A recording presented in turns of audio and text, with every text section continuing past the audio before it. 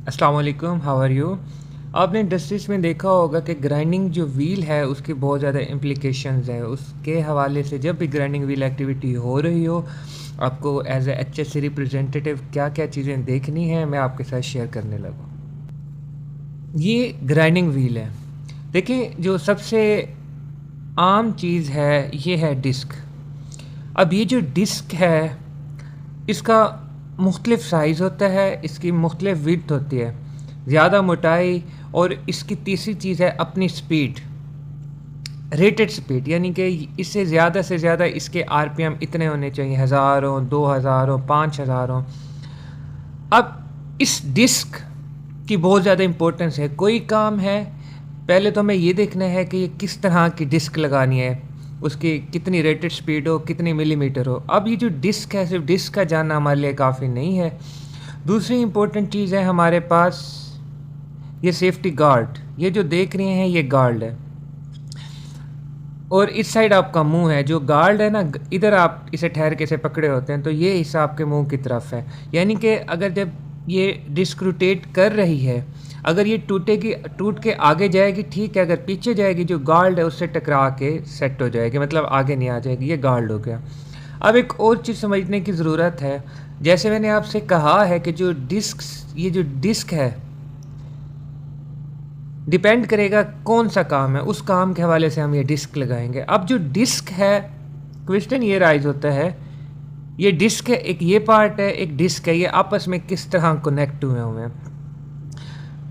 ये बात समझिएगा, क्योंकि जब मैं आपको स्लाइड्स पे लेके चलूँगा तब आप कहेंगे यार ये कैसे कैसे लफ्ज़ आ गए, हमने तो ये सुने ही नहीं थे। ये है रोटेटिंग सपोर्ट, अंदर वाली साइड जो इसका हिस्सा है उसे आर्बर कहते हैं। ये है डिस्क। आर्बर और डिस्क के दरमियान फ्लैंजेस हैं। ये तीनों चीज़ें मिलकर ये एक स्ट्रक्चर बना रहे हैं जो कि इस डिस्क को रोटेट करेगा। अब एक और चीज़ हमें समझने की ज़रूरत है। अब ये जो मशीन है, ग्राइंडिंग मशीन, इसकी एक अपनी आरपीएम है कि ये कोई सी डिस्क को इतना रोटेट कर सकती है, मतलब 5000 आरपीएम इसके हैं, इस मशीन की पावर है। इसी तरह फिर जो डिस्क होती है उसकी भी एक रेटेड स्पीड है कि इसके आरपीएम 2000 हैं। अब बात सुने, हमने ये समझा कि जो ग्राइंडिंग मशीन है उसके आरपीएम 50 हैं मिसाल के तौर पे, और जो डिस्क है उसके आरपीएम रेटेड 20 हैं। अब अगर हम 50 की स्पीड या 50,000 की स्पीड से चलाएंगे, लेकिन डिस्क की रेटेड स्पीड थी 20 आरपीएम, जो डिस्क की रेटेड स्पीड से ज़्यादा है, नुकसान क्या होगा? डिस्क क्रैश हो सकते हैं। तो आप जहन में रखें, जो ग्राइंडर की रेट स्पीड है, डिस्क की स्पीड,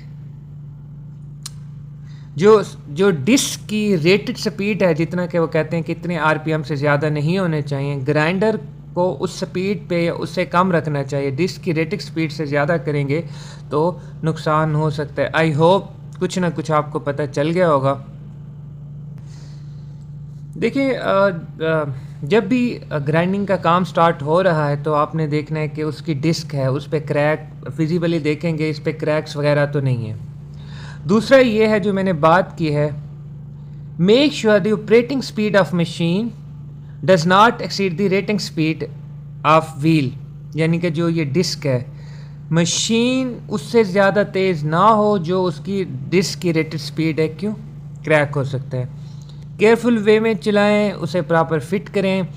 अब देखें, ये है, मैंने आपको कहा है कि आर्बर से डिस्कनेक्ट होगी। अब आर्बर का साइज़ छोटा है, डिस्क के अंदर से ओपनिंग ज़्यादा है, या डिस्क छोटी है, आर्बर का साइज़ बड़ा है, तो वो क्या होगा, वो सही से फिट नहीं होंगे। तो स्पीड इतनी तेज़ होती है, ये अनफिट होकर उससे निकल कर बाहर नुकसान कर सकती है। ये बातें बताइए आपको, डूज डांट्स देख लेते हैं क्या है।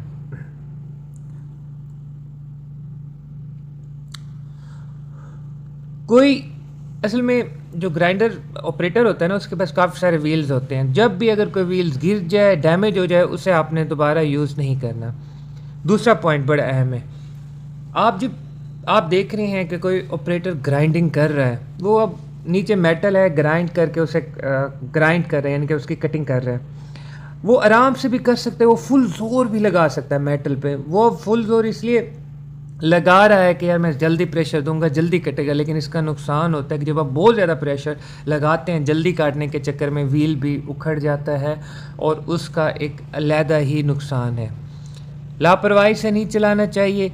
याद रखिएगा, ये जो डिस्क्स हैं ना, ये जितनी भी डिस्क्स हैं मखसूस एक्टिविटी के लिए मखसूस डिस्क है, उस टाइप के आपने डिस्क यूज़ करनी है जो बार बार कह रही है। अब आर्बर ने इस जो ग्राइंडिंग डिस्क है इसको ऊपर फिट करना है और ग्राइंडिंग डिस्क ने रोटेट करना है। वो कह रहा है एक आर्बर पे एक ही रोटेटिंग डिस्क लें, 2 डिस्क ना लगाने इस चक्कर में कि हाँ भाई जल्दी कट जाएगा। उसका नुकसान होगा कि जो दोनों डिस्क हैं ग्राइंडिंग के, अगर उनका बैलेंस ख़राब हो गया तो वो बहुत इशू हो जाएगा।